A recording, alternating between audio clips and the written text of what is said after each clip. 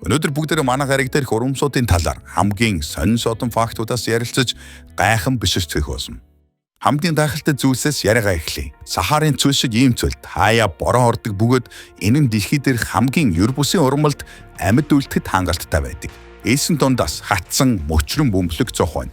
Хүчтэй салхинд түүнийг хийсгэн авч явдаг бөгөөд заримдаа өдөрт хэдэн километр гарсаж туусах нь бий. Энэ урмус үхээд хэдийнэд 100 жил болжээ. Гэхдээ түүний хувьд бүх зүйл дуусаагүй. Бас зүгээр ч нэг хий димэд тэнөвчлдэггүй. Учир нь анастатика буюу 90 оны сарнаа дахин амьлах чадвартай юм. Энэ нутагт жилд ердөө ганц 2 удаас бороо ордог. Тогтоол ус олсон гэдэг бараг боломжгүй зүрч гэсэн. Хэдэн 10 жил хайсны эцэст хизээ нэгэн цагт аз таарна. Үхмэл мөчрөд усыг шингэн авч хэдхэн минутын дотор дэлгэрдэг. Ингээд бүтэн 100 жилийн турш үхмэж байсан урмус нүдэн дээр амьлдаг байна.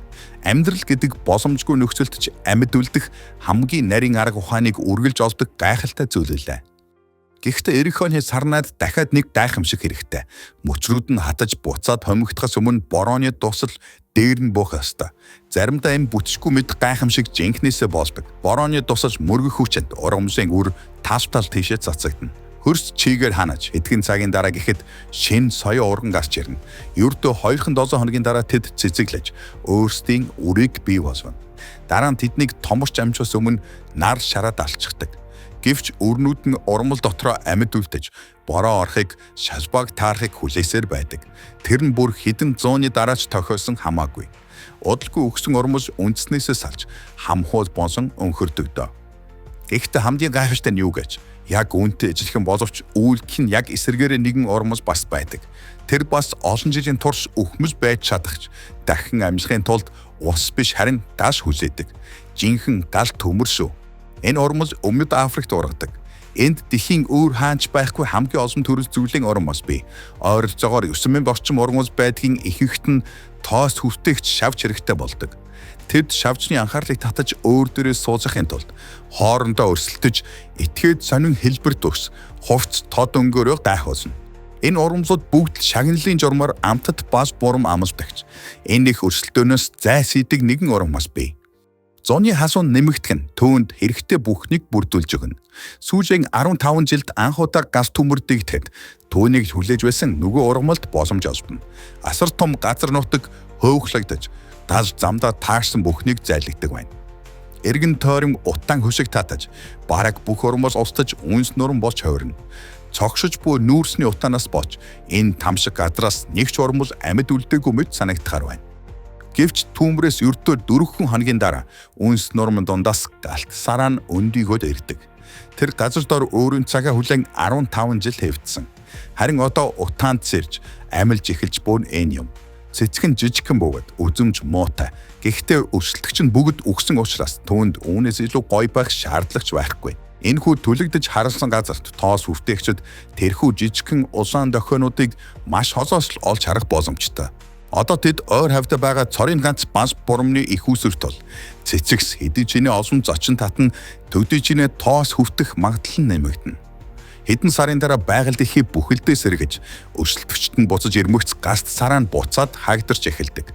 Ингээд тэд буцаад газар доороо болцоо хэлбэрээр хадгалагдаж хэдэн 10 жилийн дараа дахин гаст төмөр гасч сэрээ хүртэл тэндээ нойрсгоосон. 2 дугаар сарын 15-ны өдөр Италийн Сери А Интер Милан болон Ювентус хоёрын галдарсан тоглолт та биднийг хүлээж байна. Энэ тоглолтыг олон улсын спортын компанитай хамтран үзээрэй. Та 18 нас хүрсэн бол бичлэгийн доор байршуулсан холбоосоор ороод манай сувгийн S Facts урамшууллын кодыг оруулаад урамшуулсан шууд авах боломжтой. Та бүхэн Venus Flytrap-ын талаар сайн мэднэ баг. Түүний өрхөө хамхих хурд нь үнэхээр гайхалтай. Ихэнх шавж хариу үйлдэл үүдүүлж амждаггүй болохоор олон хүн үүнийг хамгийн хурдан махчин урмал гэж андуурдаг. Гэсэн хэдиж Venus Flytrap-аас хавьгүй хурдан өөр нэг махчин урмал байдаг. Одоо та бүхэн төсөөлөгдөж багтамгүй гайхалтай зүйлийг харах болно. Таны өмнө зүүн өвнөөсөө харагдаж байна. Энд адар бороо дэндүү ширэн ордог тул өндөр хад зохион дээр хөрс тогтдоггүй. Тиймээс энтхийн урамсууд шимт ижилээ өөр их усрээс хайхад хүрдэг. Энэ бол бромелиум. Түүний навчаас юузуур хэлбэр үүсгэж борооны усыг төв хэсэгтээ хоримлолдог. Бороо ихтэй газар урмус ус нөөцлөх хэрэг юу байна гэж та бодож маадгүй. Гэхдээ та одоо учрыг нь ойлгоно. Бромелиа доторх энэхүү бяцхан цөөрөмд төрөс бүрийн амьтад тухайлбал шумуусны авалтай болсон бусад жижиг шавжууд үүрэлдэг. Тэд энд амьдарч эрт орой хэзээ нэгэн цагт өгдөг. Өгснийхэн дараа тэдний бие ургамлын шимт хичээлийн хэрэгцээний тодорхой хэсгийг хангадаг байна.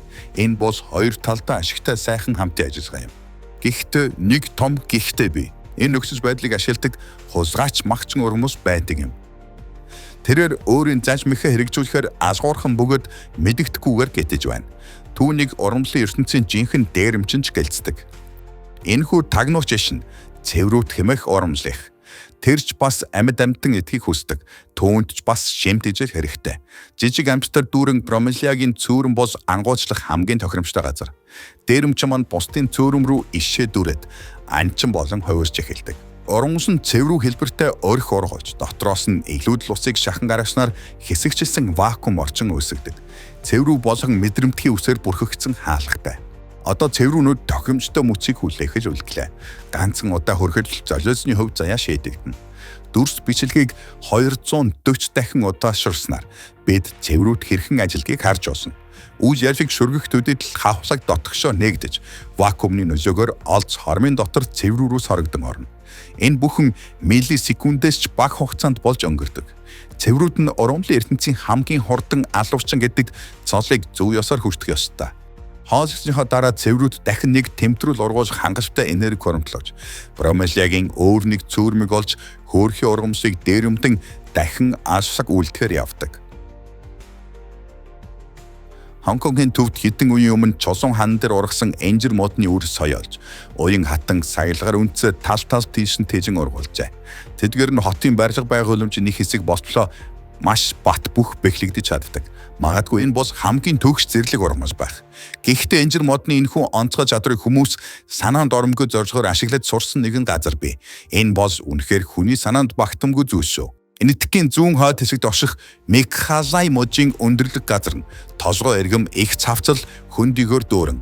Энд Каси хэмэх ард түмэн амьдардаг бөгөөд тэд байгалийн энэхүү хөнд нөхцөлд аж төрхийн тулд энжир модны гайхалтай шин чанарыг ашиглаж сурчээ. Яг л Хонконгт байдаг шиг энд ч гэсэн модны олон салаа үндэс уулын ихц насууд модоо маш бат бүх тогтоодог байна.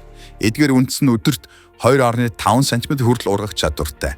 Тэдгээр нь юр бусын бат бүх уян хатан бөгөөд ямар ч хэлбэр дүүрстэй болж ургаж болдог. Касичууд эхлээд тэдгэрийг шат болон ашиглаж байсан ч Мосцооны борооны өлрөж тэдэнд даван туусгад эрх сорилтуудыг авчирдаг байв. Энэ бол дэлхийн хамгийн чиглэг газар. Өдөртөө бараг 30 см хурд тунц гэд боддоо. Гол мөрөн үхлийн аюултай урсгаж болж хойрон тасгадыг хооронд нь тус хаарсан. Яг энэ үед л энжир мод болсон Касичуудын хамтын ажиллагаа хамгийн чухал үүрэг гүйцэтгэдэг. Тэд гол эрг дагуу энжир модыг зориутаар тарьдаг. Мод ургаж хангалттай олон агаарын үндэстэй болох үед Касичууд ажилдаа орно. Гүүр барихад засуу үндэснүүд илүү тохиромжтой. Учир нь тэд маш олон сарлалсан бас уян хатан байдаг. Нутгийн элчүүд үндэснүүдийг голын нөгөө эрг рүү чиглүүлсэн хулсан хоолой дотор сөвхнө. Үүнээс цаашхыг модон даатахад орхидог. Үндэснүүд хулсан хоолой дотор ургасаарж байна. Ургах тусмаа хоорондоо сүлжилтэн нэгдэж, шимт хижээлээ хуваалцсан данц үндэс байснаас хамаагүй илүү бат бөх болдог. Он жилүүд өнгөх тусам үндэснүүд амьд гүүр болон хувирна. Бусад модон болон инженерийн хийцтэй гүүрнүүд цаг хугацааны ирэхээр элэгддэг бол энэ гүүр эсрэгээр жилэрх тусам усан бүр бат бөх болж хувирдаг. Учир нь үндэс нь тасралтгүй урагсаарж байдаг юм. Касичууд энэ олон тооны амьд гүүрийг бүтээжээ. Энэ бол зөвнөлт кинон дээрж гардаг байх гэмээр дэлхийн хамгийн гайхалтай бүтээн байгууламжуудын нэг юм. Хүний санаанд ийм санаа орж ирсэн гэхээр үнэхээр гайхалтай. Модны үндсээр хийсэн амьд гүүрнүүд нь Касичуудын хувьд жинхэнэ авралын гарцсан болдог. Түүний ач холбогдлыг үгээр хэлшгүй. Үүний л ачаар Касичууд байгалийн ийм хүнд нөхцөлд аж төрж, цэцэглэн хөгжиж чаддаг байна. Өмнөд Африкийн зүүн эрэг энэ пийн 100 хэд хасуун болдгоороо алдагтай. Гэхдээ яг энд Кейпийн мужид дэлхийн хамгийн юр бусын ургамсуудын нэг болох Серотокариум ургадаг. Энэ ургамс бол үрээр тараахын тулд ургамсын ертөнцид маш ховор тооцогдох өнгөхийн далдлалт ашигладаг тод жишээ юм. Тэд бол итгэмээргүй ходж бас лоовэрчэд. Одоо та бүхэн яагаад ингэж хийсэн учрыг ойлгох болно. Хэд хасахаас өмнө энэ ургамс үрээр газар дор нуух хэрэгтэй болдог. Үүний тулд тэр ходл хэлж хуурч мэхлэх хэрэг дарна. Харин энэ бол түүний мэхлэх гэж бүү амьтад, баасч цохнууд. Тэд төрөл бүрийн антад жишээ нь гөрөөсний баасанд үнэхээр дуртай. Хаа нэгтээ баас харагдвал цохнууд тэр даруй гарч ирдэг. Тэд олзоороо бөөрийнхээ бөмбөсөг хийж дараа нь идэхийн тулд нууц газар руугаа өнхрүүлэн аваачдаг. Гэхдээ жилийн яг энэ үед баасч цохнууд өндвишгийн тулд бөмбөсгөө газарт боолдог байна. Баас хэдий чинээс шин байна, төдий чинээс сайн. Гөрөөсний хорголт цохнуудад бүрж их таалагддаг. Учир нь тэр нь хэдийнэ эвтэйхэн бөөрийнхээ илбэртэй байдаг тул шууд өнхрүүлээд аваад явхад байсан байдаг. Сератакориумын урт нарийн ишнүүд үүнийг ашиглан үрээ гүйдэг. Учир нь тэр үрнүүд нь яг л гөрөөсний хоргол шиг хэмжээ хэлбэртэйгээс гадна хамгийн гайхалтай нь яг тийм үнэртэй байдаг. Үрнүүд нь өвсөн дижилт амьтдын ялгцснаас гардаг олон төрлийн дэгдэмхий химийн нэгдлүүдийг ялгаруулдаг байна. Баас цохнууд үүнийг баас гэдэгт итгэлтэй байдагч ормолт эднийг зүгээрс дөнгөж орхидог. Эдгээр шавж баасны бөмбөсийг үргэлж ижиж гүнд болдог бөгөөд тэр нь сератакориумын үүрэнд яг тохирдог юм. Энэ бол ямар ч симбиоз буюу харилцан ашигтай харилцаа биш юм. Цохнууд хийсэн ажлыг хариуд юу ч авдаггүй. Харин тэднийг хуурсан ормолоос бүх ашигыг хүртдэг. Үрний үнэр гөрөөсний хорголтой ижиж байгаа нь гөрөөс энэ урамсаар хоолдохтой ямар ч холбоогүй.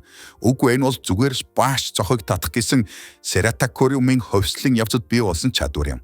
Эцэст нь хөөрхий шавчнууд үүнийг хоосоо гэж бодон дахин ирж авсарж байдаг. Энэхүү өнгөлн даасвчдын ачаар сератакориумын үр цохнуудаар зөөгдөн хол зайд тархдаг.